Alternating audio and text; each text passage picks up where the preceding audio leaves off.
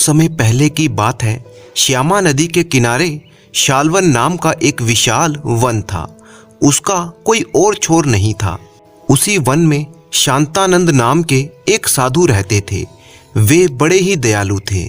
यदि कोई मुसाफिर उधर से गुजरता तो साधु महाराज उससे प्रार्थना करते कि आप थोड़ी देर के लिए मेरी कुटिया में विश्राम कर लो, तब आगे बढ़ना। यात्री उनकी इस प्रार्थना को मान लेते और उनकी कुटिया में आराम भी करते। इसके बाद राहगीर उन्हें आशीर्वाद देते हुए अपने रास्ते चले जाते।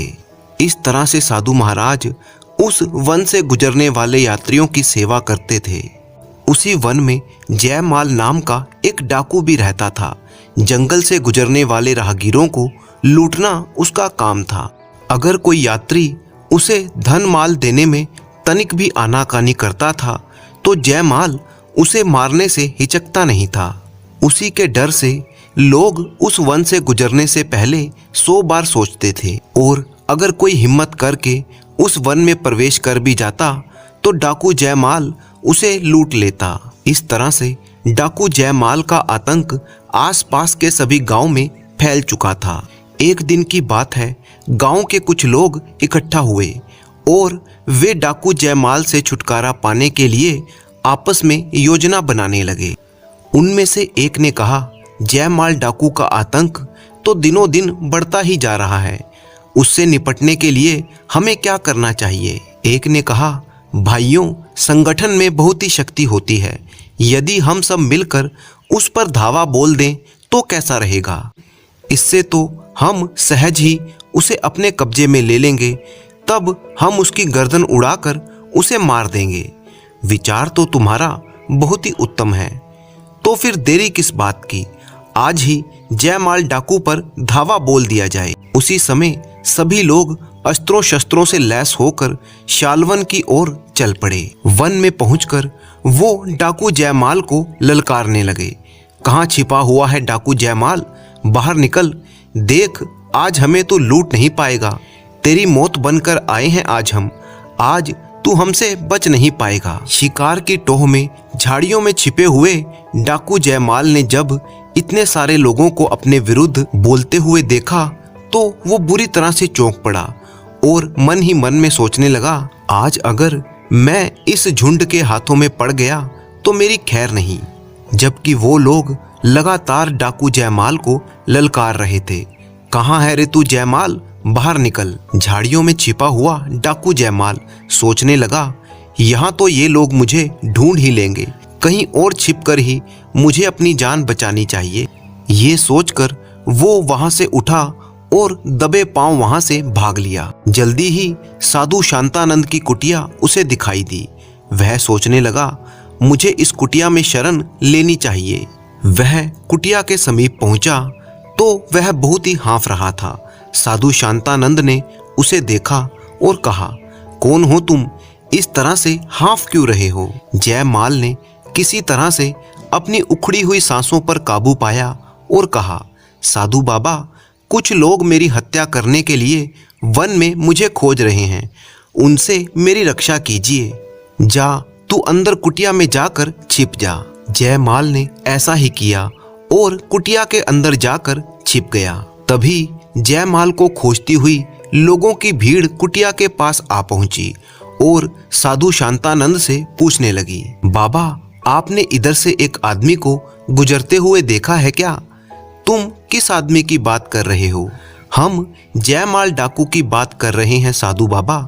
उसने लोगों को बहुत सता रखा है। निर्दोष और निहत्थे लोगों को लूट लूट कर वह अपना खजाना भरता है और मौका पड़ने पर लोगों को मार भी डालता है।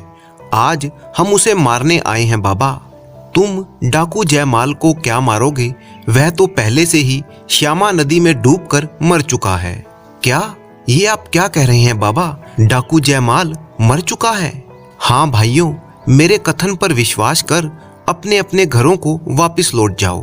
कुटिया के अंदर छिपा हुआ डाकू जयमाल खिड़की से ये सब दृश्य देख रहा था और सोच रहा था, ओह, आज साधु बाबा के कारण मेरी जान बच सकी है। लोग साधु शांतानंद का बहुत ही आदर करते थे उसकी बातों पर विश्वास करके वे लोग वहां से लौट गए। लोगों के चले जाने पर जयमाल डाकू कुटिया से बाहर आया और बाबा से कहने लगा, साधु बाबा, आपने मेरे विषय में उन लोगों से झूठ क्यों बोला था? मैंने उनसे झूठ क्या बोला था जयमाल? तुम्हारे अंदर का डाकू मर चुका था, तभी तो तुम भयभीत होकर मेरे पास सहायता मांगने के लिए आए थे। ओह, बात तो आपकी सच है बाबा। जयमाल लोगों को मार काट करके उनसे धन लूटकर तुम अपना लोक और परलोक बिगाड़ रहे हो। इतना सब कुछ करने पर भी क्या तुम्हारे मन को शांति है? तुम निडर होकर अन्य लोगों की तरह जीवन गुजार सकते हो? नहीं, हर समय तुम्हें यही खटका बना रहता है कि कहीं कोई तुम्हें मार ना दे। बोलो, सत्य है ना? हाँ बाबा। कुछ सोचकर जयमाल डाकू ने साधु शांतानंद से कहा, साधु महाराज, आपकी बातों ने मेरी आंखें खोल दी हैं। मैं भी अन्य लोगों की तरह निडर होकर जीना चाहता हूँ। आप मुझे कोई ऐसा उपाय बताइए जिसको करने से लोग मुझे भी आपकी तरह आदर सम्मान से देखें। मैं वचन देता हूँ कि आप मुझसे जो भी काम करने को कहेंगे मैं उसे करूँगा। ऐसा है तब आओ मेरे पीछे पीछे। तब साधु शांतानंद समीप के ही एक पर्वत की ओर चल दिए और जयमाल उनके पीछे पीछे था। पर्वत की तलहटी में पहुंचने पर साधु महाराज ने कहा, जयमाल, इन 2 पत्थरों को अपने सिर पर उठाकर पहाड़ पर मेरे पीछे पीछे चलो। अच्छा साधु बाबा। जयमाल ने ऐसा ही किया और दोनों पत्थर उठाकर अपने सिर पर रख लिए और साधु बाबा के पीछे पीछे चलने लगा। 2-4 कदम चलते ही वह हाँफने लगा। तब साधु महाराज ने कहा, क्या हुआ जयमाल? साधु बाबा, पत्थर बहुत ही भारी हैं। अच्छा, ऐसा करो, एक पत्थर को फेंक दो। जयमाल ने एक पत्थर तुरंत ही फेंक दिया और पुनः साधु शांतानंद के पीछे पीछे चल दिया। कुछ दूर जाने पर जयमाल ने कहा, साधु बाबा, ये अकेला पत्थर भी कम भारी नहीं है, इसे लेकर अब मैं चढ़ाई नहीं कर सकता। अच्छा ठीक है, पत्थर को नीचे फेंक दो और मेरे पीछे पीछे पहाड़ पर चढ़ो। जयमाल ने तुरंत ही दूसरा पत्थर भी फेंक दिया और साधु बाबा के पीछे पीछे पहाड़ पर चढ़ने लगा। अब वह बड़ी ही आसानी से पहाड़ की चोटी पर पहुंच गया। वहां पहुंचकर जयमाल ने कहा, बाबा, आप मुझे यहाँ पर क्यों लाए हैं? तुम्हें एक शिक्षा देने के लिए। देखो, अब तक तुम्हारे सिर पर लूट मार और हत्या रूपी 2 भारी पत्थरों का बोझ था जो तुम्हें जनप्रिय रूपी पहाड़ पर चढ़ने नहीं देता था। इसीलिए तुम एक काम करो, आज से तुम लूट मार और हत्याएं करना बंद कर दो। जिन लोगों का धन तुमने आज तक लूटा है उन्हें वापस कर दो। तब जाकर तुम भी सब लोगों के प्रिय बन जाओगे। तब ही सब जगह भले आदमी के रूप में तुम पहचाने जाओगे। ठीक है बाबा, मैं ऐसा ही करूँगा, परंतु मैं इस बात को नहीं जानता कि मैंने जिन जिन लोगों से धन लूटा था वो कौन थे और कहाँ के निवासी थे। तब तुम ऐसा करो कि लूटा हुआ धन गरीबों और भिक्षा मांगने वालों में बांट दो। अच्छा बाबा, मैं ऐसा ही करूँगा। जयमाल ने ऐसा ही किया और वेश बदलकर वो नगर में गया और साथ में लाया हुआ सारा धन गरीबों और जरूरतमंदों में बांट दिया। धन बांटकर जयमाल वन में वापस साधु शांतानंद के पास आया। साधु बाबा, मुझे अपनी शरण में ले लो। आज तक मैंने कोई भी अच्छी बात नहीं सीखी है। मुझे अच्छी अच्छी ज्ञान भरी बातें सिखाकर मेरे जन्म को सफल कर दीजिए। साधु बाबा ने उसे अपना शिष्य बना लिया और कहा, जयमाल, जहाँ तक हो सके सदैव दूसरों का उपकार करो, दूसरों की सहायता करो। यही मानवता की सच्ची सेवा है और ईश्वर की सेवा है। जयमाल सच्चे दिल से साधु बाबा की सेवा में लगा रहता। साधु शांतानंद के सानिध्य में जयमाल ने पूरे 5 वर्ष गुजार दिए। इसी बीच साधु शांतानंद की कृपा से वह अत्यंत ही बुद्धिमान और सच्चे चरित्र वाला बन चुका था। तब एक दिन साधु बाबा ने जयमाल से कहा, जयमाल, आज तुम्हारी शिक्षा पूरी हुई है। अब तुम एक आदर्श पुरुष के रूप में परिवर्तित हो चुके हो।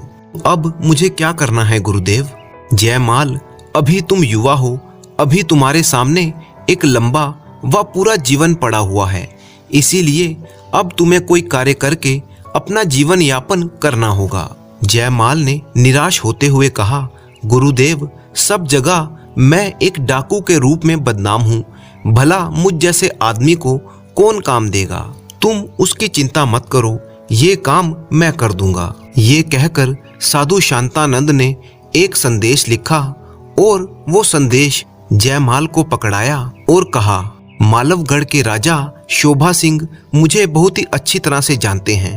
तुम ये चिट्ठी उन्हें दे देना और वे तुम्हें कोई ना कोई काम लगवा ही देंगे।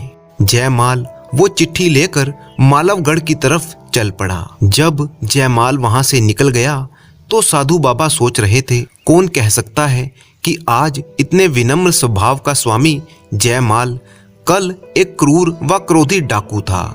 जयमाल ने मालवगढ़ की दिशा पकड़ ली।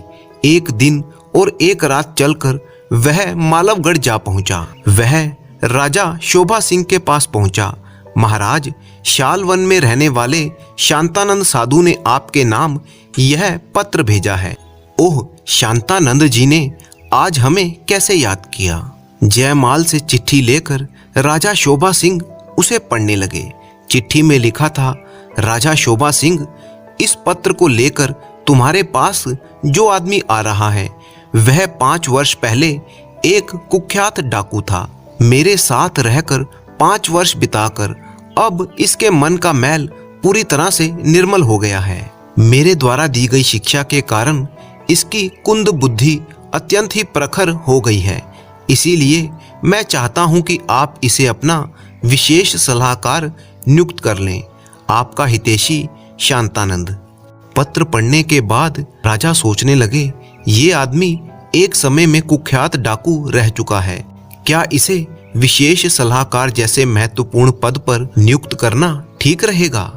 परंतु तभी उनके दिमाग में दूसरा विचार आया। पूर्व में चाहे ये आदमी कुछ भी रहा हो, परंतु जब साधु शांतानंद जैसे अनुभवी आदमी ने इसकी सिफारिश की है तो निश्चय ही ये सुपात्र होगा। मन में ये विचार आते ही उन्होंने जयमाल से कहा, तुम्हारा क्या नाम है? जी महाराज, मेरा नाम जयमाल है। जयमाल, आज से हम तुम्हें अपना विशेष सलाहकार नियुक्त करते हैं। ओह महाराज, तब तो मैं बड़ा ही सौभाग्यशाली हूँ। उसी दिन राजा शोभा सिंह जयमाल को लेकर राज दरबार में पहुंचे और जयमाल से कहा, जयमाल, आज से तुम यहीं पर बैठोगे। जी महाराज। जयमाल ने अपना स्थान ग्रहण किया ही था कि तभी कुछ लोग फरियाद लेकर महाराज के दरबार में उपस्थित हुए। वे एक फरियाद लेकर महाराज के दरबार में आए थे। उनमें 3 पुरुष और एक बूढ़ी स्त्री थी। तभी एक पुरुष ने आगे बढ़कर कहा, महाराज, इस बूढ़ी औरत ने हमारा सारा धन हड़प लिया है। आप इंसाफ करके हमें हमारा धन दिलवा दीजिए। महाराज ने कहा, हमें विस्तार पूर्वक पूरी बात बताओ, तभी हम कोई फैसला कर पाएंगे। तब बूढ़ी औरत ने आगे बढ़कर कहा, महाराज, ये तीनों झूठ बोलते हैं। मैं आरंभ से ही आपको सारी बात बताती हूँ, सुनिए।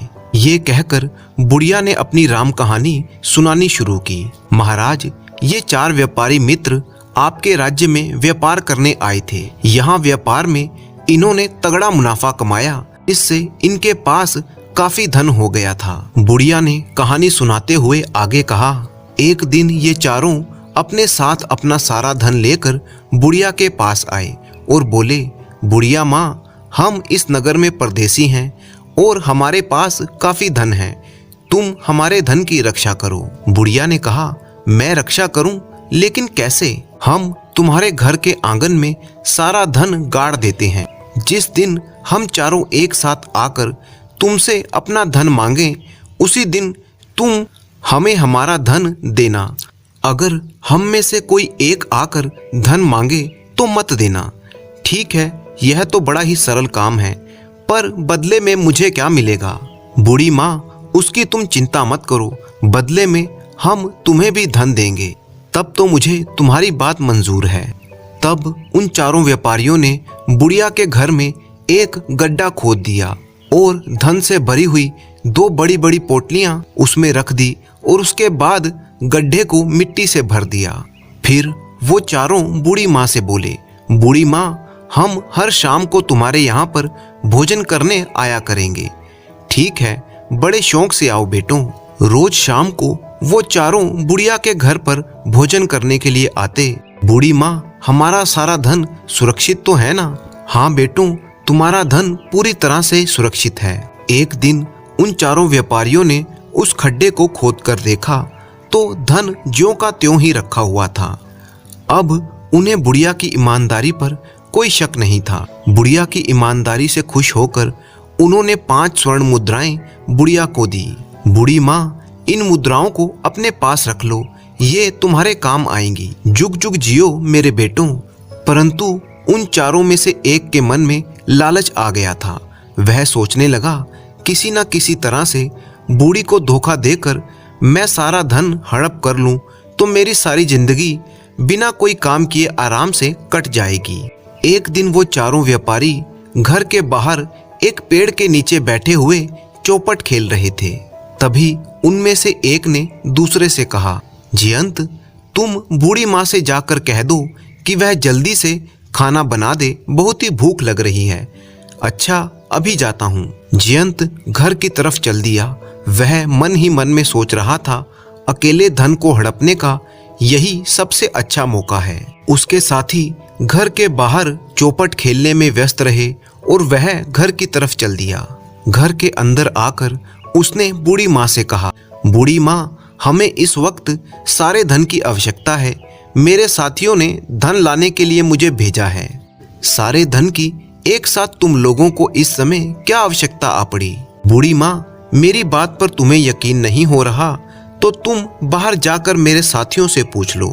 तब बुढ़िया घर के दरवाजे पर आई और बाहर बैठकर चौपट खेल रहे व्यापारियों से बोली, तुमने जयंत से जो कहा है क्या वो ठीक है? हाँ बूढ़ी माँ, ठीक है, परंतु जरा जल्दी कर दो। तब बुढ़िया घर के अंदर आई और बोली, तुम्हारे साथी भी तुम्हारी बात का समर्थन कर रहे हैं, इसीलिए गड्ढे को खोदकर तुम अपना धन ले जा सकते हो।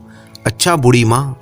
जयंत मन ही मन में सोच रहा था कि मेरी चाल कामयाब हो गई। जयंत फटाफट खड्डा खोदने में जुट गया।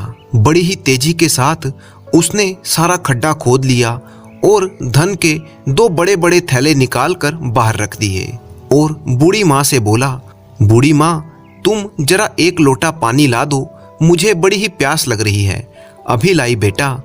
और फिर बुढ़िया पानी लेने चली गई। इतने में पलक झपकते ही जयंत ने दोनों धन से भरे हुए थैले उठाए और घर के पिछवाड़े में एक घोड़ा खड़ा था, उसकी पीठ पर लादकर वह तुरंत वहां से फरार हो गया। दूसरी ओर उसके साथी जो घर से बाहर बैठे हुए चौपट खेल रहे थे, वे सोचने लगे कि जयंत अभी तक वापस नहीं आया, आखिर क्या कारण हो सकता है। और वो कहने लगे, आओ चलो, अब तक तो खाना बन ही गया होगा, हम घर के अंदर चलते हैं। तीनों घर के अंदर गए और बुढ़िया से कहने लगे, बूढ़ी माँ, खाना तैयार है? तुमने अब कहा है, मैं अभी झटपट बनाए देती हूँ। अब बनाओगी? हमने तो बहुत देर पहले जयंत के हाथों खाना पकाने को कहलवा भेजा था। जयंत से कहलवा भेजा था? उसने तो मुझे नहीं कहा। कहाँ है जयंत? जयंत तो सारा धन लेकर न जाने कहाँ चला गया। क्या? जब तीनों व्यापारी सदमे से उभरे तो कहने लगे, लेकिन तुमने उसे अकेले ही सारा धन क्यों दिया? मैं तो दरवाजे पर तुम लोगों से पूछने आई थी और तुमने कह दिया था कि जल्दी करो। ओह, हमने तो खाना जल्दी बनाने के लिए कहा था। क्या? जयंत हमें धोखा देकर सारा धन लेकर गायब हो गया। मुझे तो इस बुढ़िया का हाथ भी इस षड्यंत्र में लगता है। जयंत से इसकी मिली भगत है। क्या बक रहे हो तुम? होश में हो या नहीं? तब बुढ़िया ने अपनी कहानी पूरी करते हुए कहा, महाराज, यही है सारी राम कहानी। अब आप ही बताइए कि इस घटना में मेरा क्या दोष है। महाराज, ये झूठ बोल रही है। अवश्य ही इसे इस बात का पता है कि जयंत धन लेकर कहाँ पर गया है। महाराज, हम सब पर दया करें, इससे हमारा सारा धन वापस दिलवाने की कृपा करें। महाराज सोचने लगे, ओह बड़ा ही विचित्र झगड़ा है ये, कैसे इन लोगों का निपटारा करूं? क्यों ना जयमाल से इस झगड़े का निपटारा करने के लिए कहूं। इस प्रकार जयमाल की बुद्धिमानी की परीक्षा भी हो जाएगी। ये सोचकर उन्होंने जयमाल से कहा, जयमाल, क्या तुम इन लोगों के झगड़े का निपटारा कर सकते हो? अवश्य महाराज, यदि आपकी आज्ञा हो तो। जयमाल ने बूढ़ी औरत से पूछा, बूढ़ी माँ, जब चारों व्यापारी तुम्हारे पास धन रखने के लिए आए थे तो उन्होंने तुमसे क्या कहा था?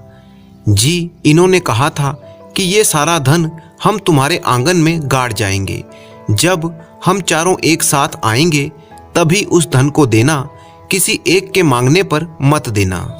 क्यों भाइयों, बूढ़ी माँ ने जो कुछ कहा क्या वो सच है? तुम्हें क्या कुछ कहना है? हमें कुछ नहीं कहना श्रीमान।